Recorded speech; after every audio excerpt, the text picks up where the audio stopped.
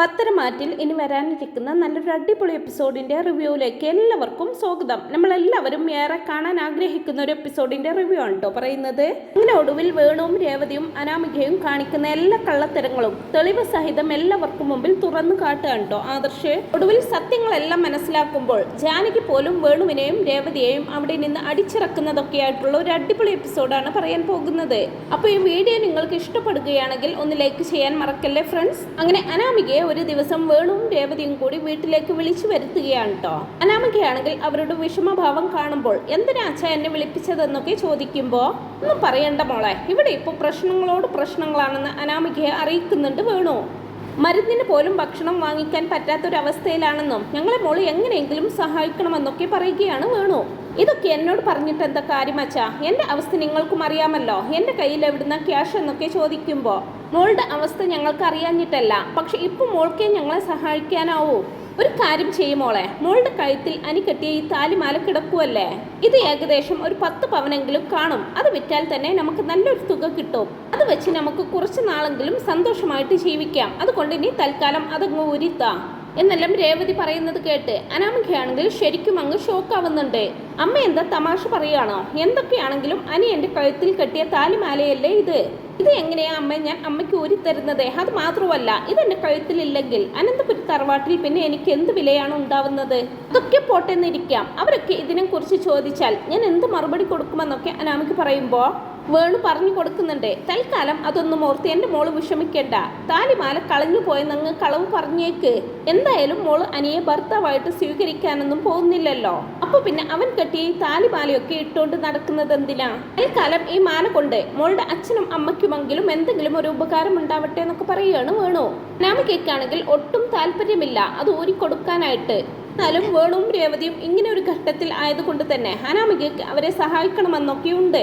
അങ്ങനെ അവരുടെ നിർബന്ധം സഹിക്കാനാകാതെ അനാമിക ഒടുവിൽ എന്തെങ്കിലും വരട്ടെ എന്ന് കരുതി താലിമാല ഊരിക്കൊടുക്കുന്നുണ്ട്.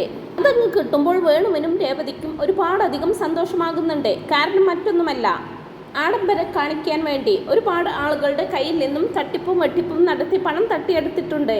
അവരെയൊക്കെ കൊണ്ട് ഇപ്പോൾ വല്ലാത്ത ശല്യമാണ്. ഈ മാല വിറ്റ് കുറച്ച് ക്യാഷ് കിട്ടിക്കഴിഞ്ഞാൽ കുറെ പേരെയൊക്കെ ഒതുക്കാം. തൽക്കാലത്തേക്ക് തങ്ങൾക്ക് പിടിച്ചു നിൽക്കാമെന്നൊക്കെ ഓർത്ത് ആശ്വാസമാകുന്നുണ്ട് വേണുവിനും രേവതിക്കും. അങ്ങനെ മാല ഊരിക്കൊടുത്തതിന്റെ വിഷമം കുറേശ്ശെയൊക്കെ ഉണ്ടെങ്കിലും അനാമിക ഒരു കൂസലുമില്ലാതെ തിരികെ അനന്തപുരിയിലേക്ക് തന്നെ കയറി വരികയാണ്. കഴുത്ത് ഒഴിഞ്ഞു കിടക്കുന്നത് കാരണം താലിമാലയ്ക്ക് പകരം വേറൊരു മാലയൊക്കെ മേടിച്ച് ഇട്ടിട്ടുണ്ട്. എന്നാൽ നമ്മുടെ മുത്തശ്ശിയല്ലേ ആള്, മുത്തശ്ശി അത് കറക്റ്റായിട്ട് കണ്ടുപിടിക്കുന്നുണ്ട്. താലിമാലയ്ക്ക് പകരം മറ്റൊരു മാല അനാമികയുടെ കഴുത്തിൽ കിടക്കുന്നത് കണ്ട് മുത്തശ്ശി തുറന്ന് തന്നെ ചോദിക്കുന്നുണ്ട്. അല്ല മോളെ, മോളുടെ താലിമാല എവിടെ പോയെന്നൊക്കെ നല്ല ദേഷ്യത്തോടു കൂടിയായിരിക്കട്ടോ മുത്തശ്ശി ചോദിക്കുന്നത്. കാരണം മുത്തശ്ശിയെ പോലെ ഒരാൾക്ക് കല്യാണം കഴിഞ്ഞ പെൺകുട്ടികൾ താലിമാല ഊരി വെക്കുന്നതൊന്നും ഒട്ടും ഉൾക്കൊള്ളാനാവില്ലല്ലോ. അനാമികയ്ക്കാണെങ്കിലും ഉറപ്പുണ്ടായിരുന്നു ഇതിനെക്കുറിച്ച് ആരെങ്കിലും ചോദിക്കാൻ സാധ്യതയുണ്ടെന്ന്. അതുകൊണ്ട് തന്നെ അനാമിക മനസ്സിൽ കരുതി കൂട്ടി വെച്ച മറുപടി കൊടുക്കുകയാണ്. അത് പിന്നെ മുത്തശ്ശി, എൻ്റെ താലിമാല കളഞ്ഞു പോയി. ഞാൻ എവിടെയോ ഊരി വെച്ചതായിരുന്നു, പക്ഷെ ഒരുപാട് തിരഞ്ഞിട്ടും അത് എവിടെയോ ഊരി വെച്ചതെന്ന് എനിക്ക് ഓർമ്മ കിട്ടുന്നില്ല. ഞാൻ പലയിടത്തും നോക്കി, പക്ഷെ അത് എവിടെയോ മിസ്സായിപ്പോയി മുത്തശ്ശി. അതുകൊണ്ട് ഞാനിപ്പോൾ മറ്റൊരു മാല എടുത്തിട്ടതാ, അല്ലാതെ ഞാൻ എന്ത് ചെയ്യാനെന്നൊക്കെ സങ്കടം അഭിനയിച്ചു കൊണ്ട് പറയുകയാണ് അനാമിക. മുത്തശ്ശിക്കാണെങ്കിൽ ഇത് കൂടെ കേൾക്കുമ്പോഴേക്കും ഒരുപാട് ദേഷ്യമാവുന്നുണ്ട്. അത്രയും പവിത്രതയോടെ കാത്തു സൂക്ഷിക്കേണ്ട താലിമാലയൊക്കെ അനാമിക ഒരു വിലയും കൊടുക്കാതെ കളഞ്ഞിരിക്കുന്നു. ഈ കുട്ടി എന്താ ഇങ്ങനെയെന്നൊക്കെ ഓർക്കുമ്പോഴേക്കും മുത്തശ്ശിക്ക് നല്ല ദേഷ്യം വരുന്നുണ്ട്. മുത്തശ്ശി പറയുന്നുണ്ട്, മോൾ എന്തൊക്കെയായി പറയുന്നത്? മോളിപ്പോൾ കളഞ്ഞു വന്നിരിക്കുന്നത് അനിമോൻ കെട്ടിയ താലിമാലയല്ലേ? അവന്റെ ഭാര്യയാണെന്നുള്ളതിന്റെ അടയാളമാണത്. ആ മാല പോലും സൂക്ഷിക്കാൻ മോൾക്ക് പറ്റിയില്ലല്ലോ. ഭർത്താവ് മരിച്ച ഭാര്യമാർ താലിമാല ഊരി വെക്കാറുണ്ട്, പക്ഷെ ഇത് അങ്ങനെയൊന്നുമല്ലല്ലോ. എങ്ങനെയെങ്കിലും മോളത് കണ്ടെത്തണം, അല്ലാണ്ട് പറ്റില്ല. ഇതൊന്നും എന്നെ കൊണ്ട് അംഗീകരിച്ച് തരാൻ പറ്റില്ല എന്നൊക്കെ മുത്തശ്ശി പറയുമ്പോൾ ദേവയാനിയും അവിടേക്ക് വരുന്നുണ്ട്. മുത്തശ്ശിയുടെ വാക്കുകളെല്ലാം കേൾക്കുന്ന അനാമിക മനസ്സിൽ പറയുന്നത് എന്താണെന്ന് വെച്ചാൽ, മുത്തശ്ശിയുടെ കൊച്ചുമകൻ എനിക്ക് മരിച്ചതിന് തുല്യമാണ്. അവൻ എന്നെ ഈ ജന്മം ഭാര്യയായിട്ട് സ്നേഹിക്കില്ലെന്ന് എനിക്ക് ഉറപ്പാണ്. അപ്പോൾ പിന്നെ ഞാൻ എന്തിനാ അവൻ കെട്ടിയ താലിമാലയാണെന്നും പറഞ്ഞ് അത് കഴുത്തിലിട്ടുകൊണ്ട് നടക്കുന്നത്? അത് ഇട്ടുകൊണ്ട് നടക്കാൻ എനിക്ക് നല്ല ബുദ്ധിമുട്ടുണ്ട്. അതുകൊണ്ട് ആ താലിമാല എൻ്റെ കഴുത്തിൽ കിടക്കുന്നതും കിടക്കാത്തതും ഒക്കെ ഒരുപോലെയാണ് എനിക്കെന്നല്ല അങ്ങനെ പുച്ഛത്തോടെ മനസ്സിൽ പറയുകയാണ് അനാമിക. ദേവയാനിക്കാണെങ്കിലും അനാമികയുടെ പ്രവൃത്തി കാണുമ്പോൾ അവളോട് വല്ലാത്ത ദേഷ്യം തോന്നുന്നുണ്ട്. അതേസമയം തന്നെ ജാനകിയും അവിടേക്ക് വരുന്നുണ്ട്. കാര്യങ്ങളെല്ലാം ജാനകിക്കും അറിയാമെന്ന് മനസ്സിലാക്കുന്ന ദേവയാനി ജാനകി അതേക്കുറിച്ച് ഒന്നും ചോദിക്കാത്തത് കേൾക്കുമ്പോൾ ദേവയാനി ജാനകിയോട് ചോദിക്കുന്നുണ്ട്, എന്ത് ജാനകി, നിനക്ക് നിന്റെ മരുമകളോട് ഇതേക്കുറിച്ചൊന്നും ചോദിക്കാനില്ലേ?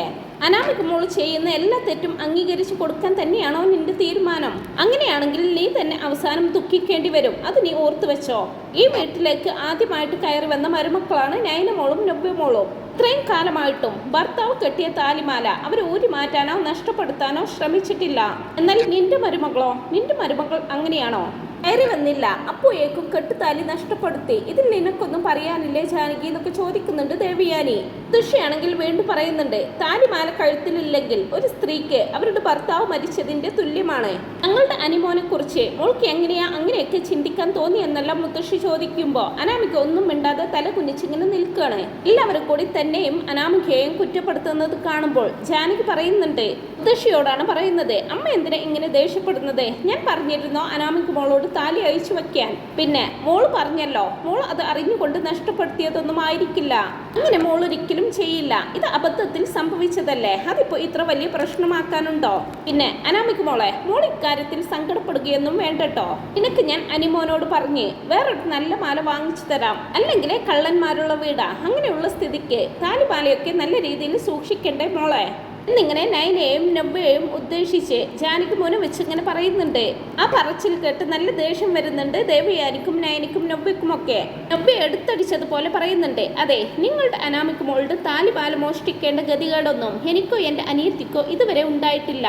അത് മാത്രമല്ല, ഈ വീട്ടിൽ മോഷ്ടിക്കുന്ന സ്വഭാവമുള്ളത് ആർക്കാണെന്ന് എനിക്ക് നന്നായിട്ട് അറിയാം. ഇതിന്റെ വീഡിയോ തെളിവ് സഹിതം ഞാൻ എൻ്റെ ഫോണിൽ എടുത്തു വെച്ചിട്ടുണ്ട്. നിങ്ങൾക്കത് കാണണോ?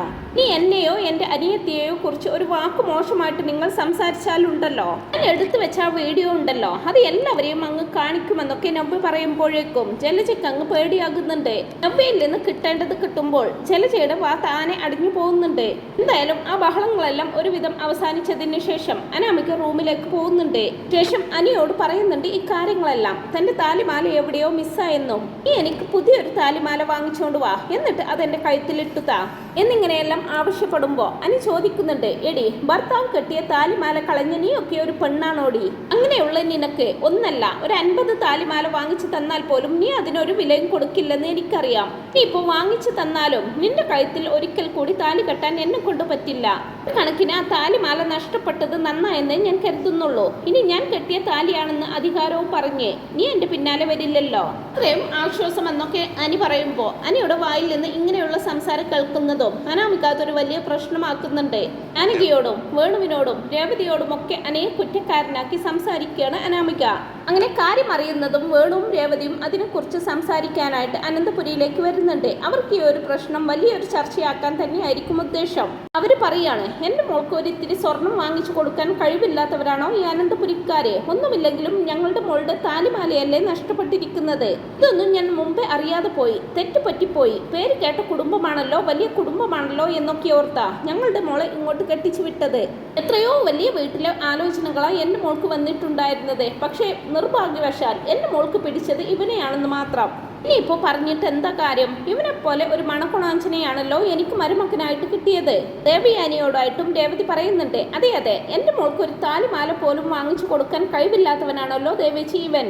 നാണമില്ലാത്തവൻ. സ്വന്തം ഭാര്യയുടെ കാര്യങ്ങൾ പിന്നെ മറ്റാരെങ്കിലും ചെയ്തു കൊടുക്കോ എന്നൊക്കെ ചോദിച്ച് അനിയെ പരിഹസിക്കുകയാണ് വേണുവും രേവതിയും. എന്നാൽ അനിയെ പുറത്തുള്ളവർ കുറ്റപ്പെടുത്തുന്നത് കേട്ടുകൊണ്ട് നിൽക്കാൻ ദേവയാനിക്ക് ഒട്ടും പറ്റില്ല. ദേവയാനി വേണുവിന് തക്ക മറുപടി തന്നെ കൊടുക്കുന്നുണ്ട്. അനാമികയുടെ അച്ഛനെന്തിനാ അനിയെ ഇങ്ങനെ കുറ്റപ്പെടുത്തുന്നത്? അനിമോനെ ആദർശിനെ പോലെ തന്നെ ബിസിനസ്സിൽ കഴിവ് തെളിയിച്ചവനാണ്. അതുകൊണ്ട് തന്നെയല്ലേ മോനെ തേടി സിനിമയിൽ നിന്ന് വരെ അവസരം വന്നത്. നിങ്ങളുടെ അനിമോൻ സിനിമയിലെ വലിയൊരു മ്യൂസിക് ഡയറക്ടർ ആവാൻ പോകുക. അതുകൊണ്ട് അങ്ങനെയുള്ള അനിമോനെ നിങ്ങൾ കുറ്റപ്പെടുത്തുന്നത് ഞങ്ങൾ ചിലപ്പോൾ കേട്ടോണ്ട് നിന്നെന്ന് വരില്ല. മുത്തശ്ശൻ ഉണ്ടാക്കി വെച്ച ക്യാഷ് കൊണ്ട് അവന് ചിലപ്പോൾ അനാമിക മോൾക്ക് ഒരുപാട് സ്വർണം വാങ്ങിച്ചു കൊടുക്കാൻ പറ്റിയെന്നിരിക്കും. പക്ഷെ അവൻ ഒരിക്കലും അങ്ങനെ ചെയ്യില്ല. അഭിമാനമുള്ളവനാണ് അവൻ. സ്വന്തമായിട്ട് അധ്വാനിച്ചുണ്ടാക്കിയ ക്യാഷ് കൊണ്ട് ഭാര്യയ്ക്ക് എന്തെങ്കിലും വാങ്ങിച്ചു കൊടുക്കാനായിരിക്കും അവന് ഇഷ്ടം. അതുകൊണ്ട് അങ്ങനെയുള്ള അനിമോനെ കുറിച്ച് ഇങ്ങനെയുള്ള വാക്കുകളൊക്കെ ഉപയോഗിക്കുമ്പോൾ സൂക്ഷിച്ചു വേണമെന്നൊക്കെ വേണുവിന് താക്കീത് കൊടുക്കുന്നുണ്ട് ദേവയാനി. പക്ഷെ വേണു അതുകൊണ്ടൊന്നും അടങ്ങുന്നില്ല. അതൊക്കെ ശരിയായിരിക്കും, ഞങ്ങൾക്കതൊന്നും അറിയേണ്ട കാര്യവുമില്ല. പക്ഷെ ഞങ്ങൾ ഞങ്ങളുടെ മകളെ വളർത്തിക്കൊണ്ടുവന്നത് ഒരു രാജകുമാരിയെ പോലെയാണ്. അങ്ങനെയുള്ള ഞങ്ങളുടെ മോൾക്ക് ഈ വീട്ടിൽ വന്നിട്ടും ഒരു രാജകീയമായിട്ടുള്ള ജീവിതം കിട്ടുന്നുണ്ടോ? മോതിരം പോലും അവളുടെ ഭർത്താവ് എന്ന് പറയുന്നവൻ ഇന്ന് വരെ മോൾക്ക് വാങ്ങിച്ചു കൊടുത്തിട്ടില്ല. അതിന് പകരം അവൻ വാങ്ങിച്ചു കൊടുക്കുന്നത് മുഴുവൻ അവന്റെ കാമുകിക്കാണല്ലോ. ഇവളുമാരുടെയൊക്കെ അനിയത്തി ആ നന്ദുവിനെ അവൾക്ക് എത്രയധികം സമ്മാനങ്ങളായിരിക്കും ഇവൻ വാങ്ങിച്ചു കൊടുത്തിട്ടുണ്ടാവുക. മൂർത്തി സാറിന്റെ ക്യാഷ് കൊണ്ട് തന്നെയായിരിക്കില്ലേ? ഒരു കാര്യം ഞങ്ങൾക്കിപ്പോൾ മനസ്സിലായി, അനന്തപുരിക്കാർക്ക് ഈ പുറം മോടി മാത്രമേ ഉള്ളൂ. അകത്തൊക്കെ വലിയ കഷ്ടപ്പാടാണെന്നാ തോന്നുന്നത്. ഇത് പുറത്തുള്ളവർക്കൊട്ട് അറിയില്ല താനുമെന്നൊക്കെ പറഞ്ഞ് രേവതിയും കണക്കിന് പരിഹസിക്കുന്നുണ്ട്.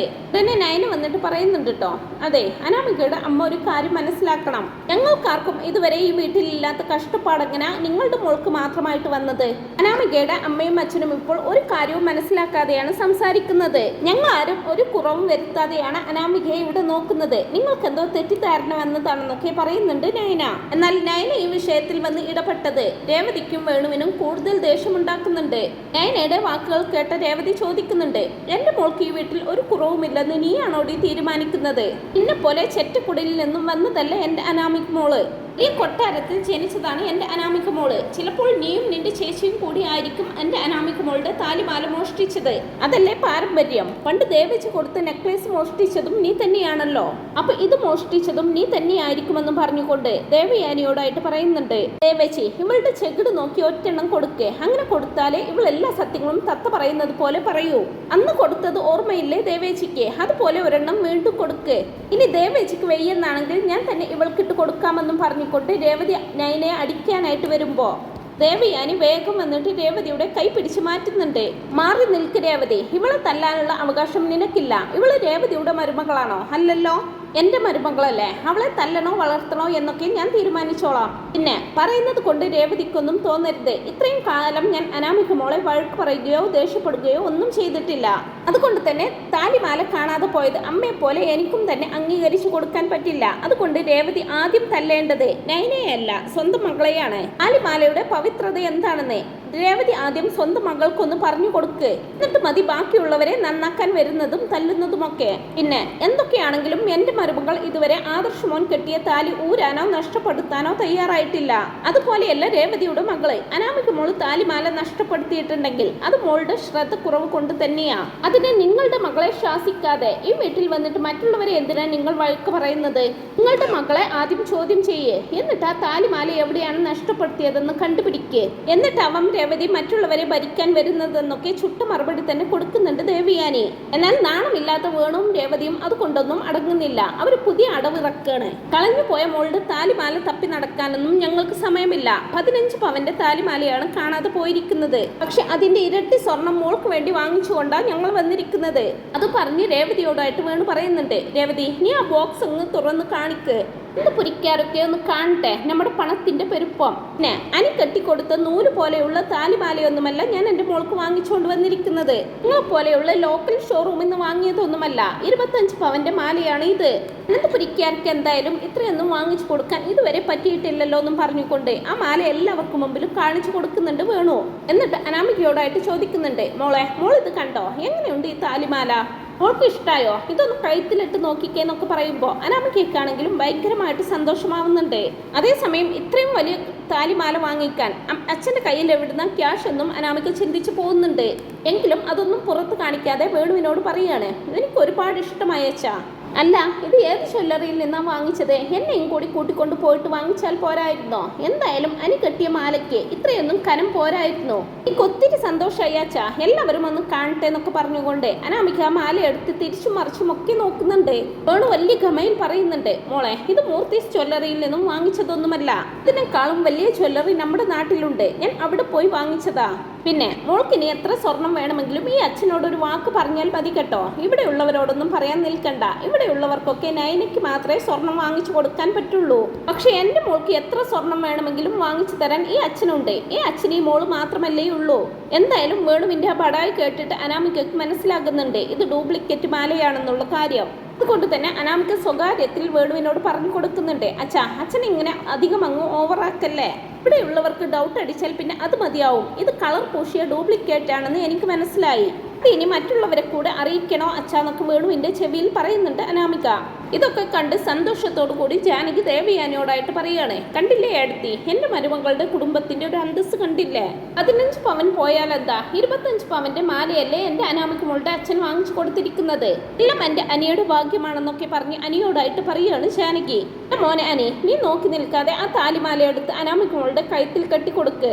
അനിക്കാണെങ്കിൽ ആ പറഞ്ഞതിനോട് ഒട്ടും താല്പര്യമില്ല. അനി ഇങ്ങനെ മനസ്സിൽ പറയാണ്, അവളുടെ കഴുത്തിൽ കിടന്ന താലിമാല പോയപ്പോൾ ഒരുപാട് സന്തോഷിച്ചിരിക്കുകയായിരുന്നു. അപ്പോഴാണ് അവളുടെ തന്തയുടെ വക മറ്റൊരു താലി എന്നൊക്കെ ചിന്തിച്ച് മനസ്സില്ലാ മനസ്സോടെ അനാമികയുടെ കഴുത്തിൽ ആ മാല ഇട്ട് കൊടുക്കാനായിട്ട് വരികയാണ് കേട്ടോ അനി. അപ്പോഴേക്കും ആദർശ് അവിടേക്ക് വരുന്നുണ്ട്. ആദർശിനെ കാണുന്ന ജാനകി ആദർശിനോടായിട്ട് പറയാണ്, ഈ കണ്ടോടെ ആദർശേ, എന്റെ മരുമകളുടെ വീട്ടുകാരെ അവൾക്ക് വീണ്ടും സ്വർണം വാങ്ങിച്ചു കൊടുത്തിരിക്കുന്നു. 25 പവനോളം തൂക്കം വരുന്ന മാലയാണ് വേണുവേട്ടൻ കൊണ്ടുവന്ന് കൊടുത്തിരിക്കുന്നത്. ഇപ്പോൾ ആർക്കും അവരുടെ അന്തസ്സിനെ കുറിച്ച് യാതൊരുവിധ സംശയവും ഇല്ലല്ലോ അല്ലേ എന്നൊക്കെ അഹങ്കാരത്തോടെ ചോദിക്കുന്നുണ്ട് ജാനകി. നിന്റെ ഭാര്യയുടെ വീട്ടിൽ നിന്ന് ഇതുവരെ ഒരു 10 പവനെങ്കിലും കൊണ്ടുവന്നിട്ടുണ്ടോ ആദർശേ? എന്റെ അനാമിക മോളുടെ വീട്ടുകാരുടെ അടുത്ത് നിൽക്കാനുള്ള യോഗ്യത പോലും ആ കനകക്കോ ഗോവിന്ദനോ ഇല്ല. അങ്ങനെയെല്ലാം പറഞ്ഞിട്ട് ജാനകി അനാമികയുടെ കയ്യിൽ നിന്നും ആ മാല വാങ്ങിയിട്ട് ആദർശനങ്ങ് കാണിച്ചു കൊടുക്കുന്നുണ്ട്. ആദർശ് ആദ്യമൊന്നും ആ മാലക്ക് വലിയ മൈൻഡ് കൊടുക്കുന്നില്ലെങ്കിലും പിന്നീട് അത് കാണുമ്പോൾ എന്തൊക്കെയോ സംശയം തോന്നുകയാണ്. അത് വാങ്ങി സൂക്ഷിച്ച് നോക്കിക്കൊണ്ട് ആദർശ് അങ്ങ് പൊട്ടിച്ചിരിക്കുകയാണ് കേട്ടോ ചെയ്യുന്നത്. ആദർശിന്റെ ചിരി കേട്ട് എല്ലാവരും ഇങ്ങനെ അമ്പരന്ന് നോക്കി നിൽക്കുന്നുണ്ട്. അനാമികയും വേണും രേവതിയും ആദർശേട്ടന് കാര്യം മനസ്സിലായെന്ന് തോന്നുന്നു. ഇനിയിപ്പോൾ നാണം കെടാൻ അത് മതിയാവുമെന്നൊക്കെ ചിന്തിച്ച് ഒന്നും ചെയ്യാനാവാതെ അങ്ങനെ നിൽക്കുകയാണ്. എന്താ ആദർശേ, എന്തിനാ നീ ഇങ്ങനെ ചിരിക്കുന്നതെന്ന് ജാനകി ചോദിക്കുമ്പോൾ, ഇതാണോ ഇളയമ്മ പറഞ്ഞ് 25 പവനോളം തൂക്കം വരുന്ന മാല? ഇളയമ്മക്ക് എന്താ വട്ടായോ? ഇളയമ്മ ഇതൊന്നും സൂക്ഷിച്ചു നോക്ക്. ഇത് സ്വർണ്ണമാലയൊന്നുമല്ല, കണ്ടാൽ തന്നെ മനസ്സിലാവില്ലേ. ഇത് വെറും ഡ്യൂപ്ലിക്കേറ്റ് മാലയാണ്. ഏതോ ഒരു ലോക്കൽ കടയിൽ നിന്നും എടുത്ത ഒരു 500 രൂപയോളം വില മതിക്കുന്ന ഒരു സാധാ ലോക്കൽ മാല. അല്ല, അനാമികയുടെ അച്ഛൻ ഇത് ഏത് ജ്വല്ലറിയിൽ നിന്നാണ് വാങ്ങിച്ചത്? എന്തായാലും കൊള്ളാമെന്നും പറഞ്ഞുകൊണ്ട് കളിയാക്കി ചിരിക്കുന്നുണ്ട് ആദർശ്. ജാനകിയാണെങ്കിൽ അതൊന്നും വിശ്വസിക്കുന്നില്ല. ജാനകിക്ക് നല്ല ദേഷ്യം വരുന്നുണ്ട്. എന്നിട്ട് ആദർശിനോടായിട്ട് പറയും, എടാ ആദർശേ, നീ വെറുതെ ദുഷ്ടത്തരം പറയാതെ. എൻ്റെ ഭാര്യയുടെ വീട്ടുകാർക്ക് ഇതുപോലെയൊന്നും വാങ്ങിക്കാൻ കഴിയില്ലെന്ന് പറഞ്ഞതിനെ അതും മനസ്സിലിട്ട് ഇതിൻ്റെ പേരിൽ വെറുതെ എൻ്റെ അനാമിക മോളുടെ വീട്ടുകാരെ കുറ്റപ്പെടുത്തരുത്. വേണുവിനും രേവതിക്കും അനാമികയ്ക്കും ഒക്കെ ശരിക്കും പേടിയാകുന്നുണ്ട്. കാരണം ഉള്ള കാര്യമാണല്ലോ ആദർശ് ഇപ്പോൾ പറഞ്ഞിരിക്കുന്നത്. എങ്ങാനും ആദർശിത ഇവിടെയുള്ളവർക്ക് മുമ്പിൽ തെളിയിച്ച് കാണിച്ചാൽ പണി പാളുമല്ലോ എന്നൊക്കെ ചിന്തിച്ച് ടെൻഷനോടെ നിൽക്കുകയാണ് അവർ മൂവരും. എന്തായാലും അവർ ഭയന്നത് പോലെ തന്നെ സംഭവിക്കുകയാണ്. ഇളയമ്മയ്ക്ക് സംശയമാണെങ്കിൽ ഞാനിതാ ഇത് ഉരച്ച് കാണിച്ചു തരാമെന്നും പറഞ്ഞുകൊണ്ട് ആദർശ മാലയെടുത്ത് നന്നായിട്ട് തന്നെ ഉരയ്ക്കുന്നുണ്ട്. അപ്പോഴേക്കും അതിന്റെ കളറൊക്കെ അങ്ങ് മങ്ങുന്നുണ്ട്. എന്നിട്ട് കളർ മങ്ങിയ മാലയെടുത്ത് ആദർശ എല്ലാവർക്കുമായിട്ട് കാണിച്ചു കൊടുക്കുകയാണ്. ജാനകി അത് കാണുന്നതും അനാമികയെ ഒന്ന് രൂക്ഷമായിട്ട് നോക്കുന്നുണ്ട്. ആദർശ ചോദിക്കുന്നുണ്ട്, ഇപ്പോൾ ഇളയമ്മയ്ക്ക് മനസ്സിലായോ ഞാനാണോ കള്ളത്തരം കാണിക്കുന്നത് അതോ മറ്റുള്ളവരാണോ എന്ന്? ഞാനൊന്ന് വെറുതെ ഉരച്ചു നോക്കിയതും ഇതിന്റെ കളറൊക്കെ അങ്ങ് ഇളകി വരാൻ തുടങ്ങി. എന്നാലും അനാമിക മോളുടെ അച്ഛ, വാങ്ങിക്കുമ്പോൾ കുറച്ച് വില കൂടിയതെങ്കിലും വാങ്ങിക്കണ്ടേ? അതാവുമ്പോൾ പിന്നെ കുറച്ചെങ്കിലും സ്വർണ്ണമാണെന്ന് തോന്നിക്കുമെന്നൊക്കെ ആദർശ് പറയുമ്പോൾ വേണു ആണെങ്കിൽ അങ്ങ് ചമ്മി നാറുന്നുണ്ട്. ആദർശ് എന്നിട്ട് പറയുന്നുണ്ട്, അനാമികയ്ക്ക് അച്ഛൻ അറിയില്ലേ, ഞങ്ങൾ പാരമ്പര്യമായിട്ട് ഗോൾഡ് ബിസിനസ് ചെയ്യുന്നവരാണെന്നുള്ള കാര്യം. സ്വർണവും മുക്കും കണ്ടാൽ തിരിച്ചറിയാനുള്ള കഴിവൊക്കെ എനിക്കും മുത്തശ്ശനും നന്നായിട്ടുണ്ട്. അതുകൊണ്ട് ഞങ്ങളുടെ മുമ്പിലേക്ക് ഇങ്ങനെയുള്ള സാധനങ്ങൾ കൊണ്ടുവരുമ്പോൾ സൂക്ഷിച്ചു വേണ്ടേന്നൊക്കെ പറയുന്നുണ്ട് ആദർശ്. ജാനകിയാണെങ്കിലും ആകെ നാണം കെട്ടു പോകുന്നു. തല കുനിച്ച് നിന്ന് പോവുകയാണ് ജാനകി. അപ്പോഴേക്കും ദേവയാനിയും പറയുന്നുണ്ട്, 500 പവന്റെ മാലയിൽ കൊണ്ടുവന്നിട്ടാണോ വേണു ഇങ്ങനെ പത്രാസ് കാണിക്കേണ്ടത്? ഞങ്ങളൊക്കെ എന്താ മണ്ടന്മാരാണെന്ന് കരുതിയോ? ഞങ്ങളൊന്നും ഇതുവരെ സ്വർണം കണ്ടിട്ടില്ല എന്നതുപോലെയായിരുന്നല്ലോ രേവതിയുടെ സംസാരം. അതെ, സ്വർണം വേണ്ടുവോളമുള്ള കുടുംബക്കാർ തന്നെയാണ് ഞങ്ങളുടേത്. അങ്ങനെയുള്ള ഒരു കുടുംബത്തിൽ വന്നിട്ടാണ് നിങ്ങൾ 25 പവന്റെ കണക്ക് അവതരിപ്പിച്ചത്. ഇപ്പോൾ എല്ലാവർക്കും എല്ലാം മനസ്സിലായില്ലേ? സ്വന്തം മകൾക്ക് 25 പവൻ പോയിട്ട് 2 പവൻ പോലും വാങ്ങിച്ചു കൊടുക്കാൻ ഗതിയില്ലാത്തവരാണ് ഇവരെന്ന് മുക്ക് പണ്ടം കൊണ്ടുവന്ന് ഷോ കാണിക്കുന്നു. നാണമില്ലാത്തവരെന്നൊക്കെ പറഞ്ഞ് ദേവയാനി അവരെ പരിഹസിക്കുന്നുണ്ട്. സമയം ജാനകി ആകെ നാണം കെട്ട് നിൽക്കുകയാണ്. ജാനകിയോടായിട്ട് ദേവയാനി ചോദിക്കുന്നുണ്ട്, എന്താ ജാനകി, ഇപ്പൊ നിനക്കൊന്നും മിണ്ടാനില്ലേ? എനിക്ക് ഇപ്പോഴെങ്കിലും സത്യങ്ങൾ ബോധ്യപ്പെട്ടല്ലോ. എന്തായാലും ജാനകി, അനാമിക ഇങ്ങോട്ട് കൊണ്ടുവന്ന 300 പവന്റെ സ്വർണ്ണാഭരണങ്ങൾ വേഗം ഒന്ന് ഉരച്ചു നോക്കുന്നത് നല്ലതാണ്. ഇതിൽ നിന്ന് ഏത് ഇളകി പോകുന്നതെന്ന് പറയാൻ പറ്റില്ല. എല്ലാം ചിലപ്പോൾ ഡ്യൂപ്ലിക്കേറ്റ് ആയിരിക്കും. പിന്നെ അനാമിക പറഞ്ഞു അനാമികയുടെ താലിമാല കാണാതെ പോയെന്ന്. അതിനി സത്യമാണോ എന്ന് ആർക്കറിയാം? എനിക്ക് നല്ല സംശയമുണ്ട്. ചിലപ്പോൾ ഇവൾ തന്നെ അത് ഇവളുടെ വീട്ടുകാർക്ക് ഊരിക്കൊടുത്തിട്ട് വിൽക്കുകയോ പണയം വെക്കുകയോ എന്താണെന്ന് വെച്ചാൽ ചെയ്തു കാണും. രവിയാനി സത്യം വിളിച്ചു പറയുമ്പോൾ കണ്ണ് തള്ളി നോക്കി നിൽക്കുകയാണ് വേണുവും രേവതിയും അനാമികയും. ജാനകിക്കാണെങ്കിൽ നാണക്കേട് കാരണം തൊലിയൊരിഞ്ഞു പോകുന്ന ഒരവസ്ഥയിലായിരിക്കും. അതുകൊണ്ട് തന്നെ ദേഷ്യം മുഴുവൻ അനാമികയുടെ നേർക്ക് കാണിക്കുകയാണ് കേട്ടോ ജാനകി. എന്നെ നാണം കെടുത്താൻ വേണ്ടിയാണോ അനാമിക നിന്റെ അച്ഛനെയും അമ്മയെയും ഇങ്ങോട്ട് വിളിച്ചു വരുത്തിയത്? അവരോട് വേഗം തന്നെ ഇവിടെ നിന്ന് ഇറങ്ങിപ്പോകാൻ പറ. ഡ്യൂപ്ലിക്കേറ്റ് മാല ഇട്ടുകൊണ്ട് നടക്കേണ്ട ഗതികേടൊന്നും അനന്തപുരി തറവാട്ടിലെ മരുമക്കൾക്കില്ല എന്ന് പറഞ്ഞ് ജാനകി വേണുവിനെയും രേവതിയെയും തുറിച്ചു നോക്കുന്നുണ്ട്. അങ്ങനെ വലിയ ഷോ കാണിക്കാനെത്തിയ വേണുവും രേവതിയും ആകെ നാറി നാണം കെട്ട് തല കുനിച്ച് ഇറങ്ങി പോകുകയാണ് കേട്ടോ അനന്തപുരി തറവാട്ടിൽ നിന്നും.